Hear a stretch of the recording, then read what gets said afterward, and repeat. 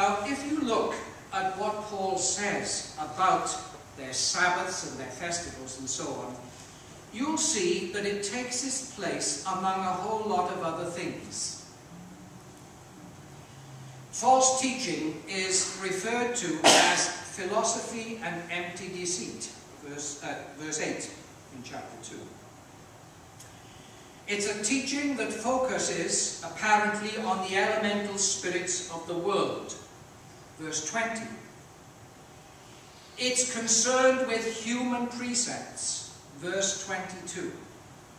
In other words, the traditions of men rather than the commandments of God. And all of this put together, says Paul in verses 22 and 23, produced an appearance of wisdom in promoting self-made religion, which is of no value in stopping indulgence in the flesh. So you get here what was happening in Ephesus and other places. Paul mentions it in 1 and 2 Corinthians, in 1 and 2 Timothy especially. Unhealthy teaching producing unhealthy life in the church. It always happens. It always happens. Of no value in stopping indulgence in the flesh. So what you've got is a very evident mix. I don't know, do you have licorice all sorts over here? We have licorice all sorts, and it's just a bag of licorice type sweets of all different kinds. It's just a complete mix. Well, that's what they had doctrinally at Colossae. A doctrinal licorice all sorts. A real mess.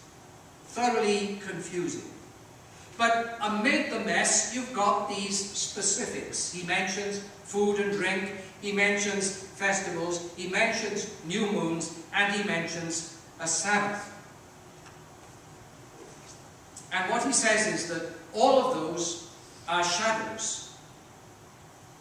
And if you impose those things upon a people, then you're indulging in a kind of legalism that's not far removed from the legalism of the Pharisees. It's what you could call value-added Christianity. It actually devalues it. But these people were adding all the time. And there's the Sabbath among them. Do you see that? The Sabbath is just one element among that awful mix of things. And that's why I say their Sabbaths had become corrupted. This wasn't the Sabbath according to Scripture. This was the Sabbath, which was an appearance of wisdom in promoting a self-made religion. So this mixed bag gives the impression of a self-conscious attempt to mix biblical doctrine and practice with pagan ideas. Because you've got the elemental spirits of the world also in there, and these empty philosophies. It's called syncretism, and I've used that word before. I'm not going to ask you to put your hands up if you know the answer, but syncretism is the mixing of religious beliefs and practices. Israel did it big time. Almost throughout all its history, Israel mixed its own faith with the faith of the nations round about. And the trouble with that is that the bad always corrupts the good. It never works the other way. It's a bit like the young man who says, well, I'm going to marry this unbelieving girl so that I can convert her and she can come to church with me. Dream on. You know it doesn't work that way. And it doesn't work like that in the church either. Once the bad is in, it's awfully difficult to get it out. Sometimes you need a kind of cataclysmic movement of the Spirit, like the Reformation, in order for that to happen, or like some revival. But it's not easy. And you can see that this had already started in the churches of the New Testament. Sabbath observance, integrated with an alien system of belief and practice, is corrupt. It's unacceptable to God. You've only to read the prophets of the Old Testament to see what God thought about their practice of the Sabbath in those days under the old administration. Amos 5:21, I despise your feast days. I will not smell in your solemn assemblies. It was abhorrent to God. Hosea 2:11, God declares he will put an end to all Israel's celebrations, her annual religious festivals, monthly new moon celebrations, weekly Sabbath festivals, all the appointed festivals. He'll put an end to it all. Because he was up to here with it. He'd had enough. It was nauseating because they had corrupted his Sabbaths. And that's what was happening at Colossae 2. And my guess is that this trend, this movement, this confusion was the product of a kind of elitism in the church, of people who thought they knew best. You tend to get that, don't you? A desire to appear superior as a Christian, more competent. These people are often specialists, you know? They've got special knowledge of this, that, and the other. It happened in Corinth, where, of course, it was to do with spiritual gifts. If you had them, then you were really spiritual. The rest were carnal. They had a kind of graduated scale of spiritual Christian maturity. And so at Colossae 2, if you do these things, then you ascend the ladder. And if you don't, you descend. So the Sabbaths have become corrupt. But what Sabbaths were they?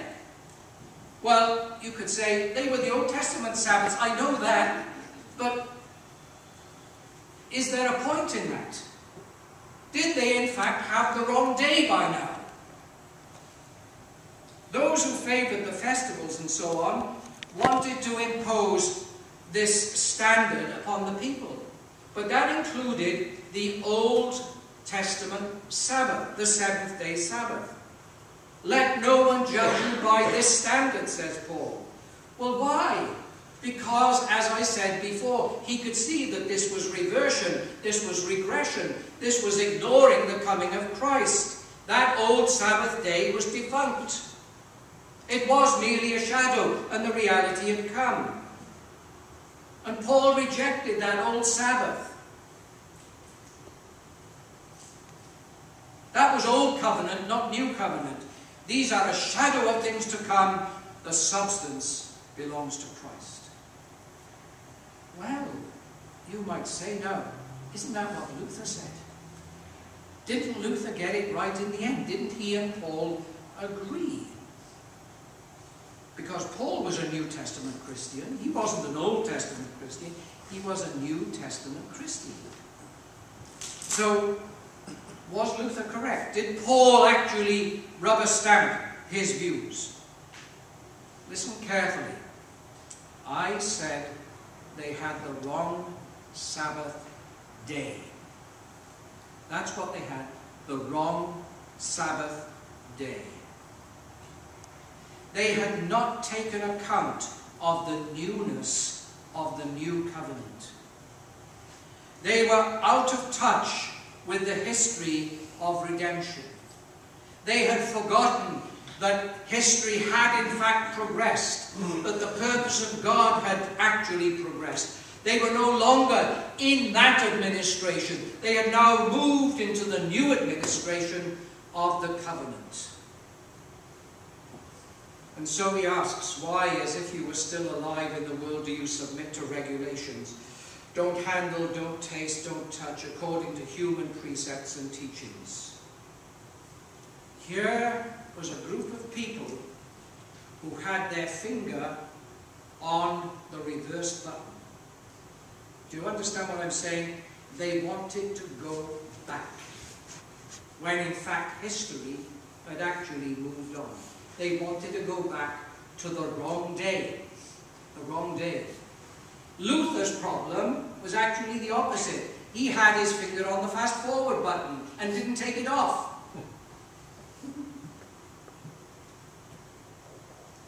And he thought that we'd left everything behind. But Paul was different. He didn't do either of those things, the reverse or the fast forward. He endorsed the Sabbath but rejected the day. He endorsed the Sabbath but rejected the day. They imposed the old Sabbath day, not the new one. They wanted Christianity according to Moses. So what is the right Sabbath for the church of the New Testament? How do we get the balance right? And that brings me to my last point this evening, right Sabbaths.